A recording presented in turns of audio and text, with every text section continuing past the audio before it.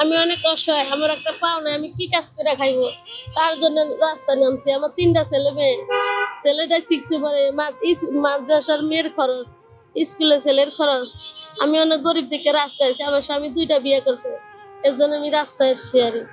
আমার বাপ মার জায়গা জমিন নাই, আমার স্বামীর বাড়িতে জায়গা জমিন নাই। আমরা অনেক অসহায়।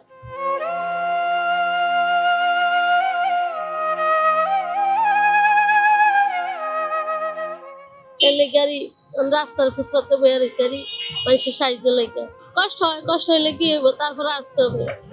টাকা না হইলে কেউ কাউরে চিনে না, বাইকের আত্মীয় স্বজন কেউ কাউর না।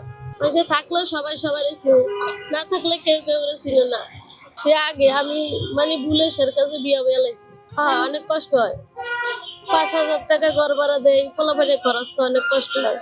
মাদ্রাসায় ১৫০০ টাকা বেতন, কোচিং বিল আছে ১২০০ টাকা, খাতা কলম আছে। ছেলে 6 এ পড়ে, ছেলের হচ্ছে ৭০০ টাকা বেতন, ৭৫০ টাকা। তারপর কোচিং বিল আছে ২,০০০ টাকা।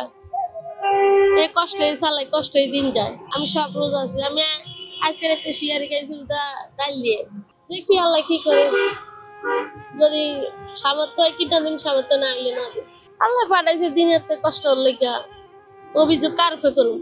বাপ মার নাই, শ্বশুর শাশুড়ি নাই, স্বামীর নাই, কার উপরে অভিযোগ করুন? কেউ হৃদয়ের মতন ক্ষমতা নাই। আমার মারে আরো আমরা দিতে হয়, যা পাই তাতে মারে একটু দিতে হয়। না, ঠিকভাবে থাকতে খাইতে পারি না। মানে অনেক কষ্ট হৃদয়ে রাস্তায় বাচ্চারা নিয়ে আইছি, রোজার মাস, এর লেগে রাস্তায় বইয়া রয়েছে যে ২ টাকা পাওয়ার আশা। গরিব, আমি অনেক অসহায়, এর লেগে আইছি।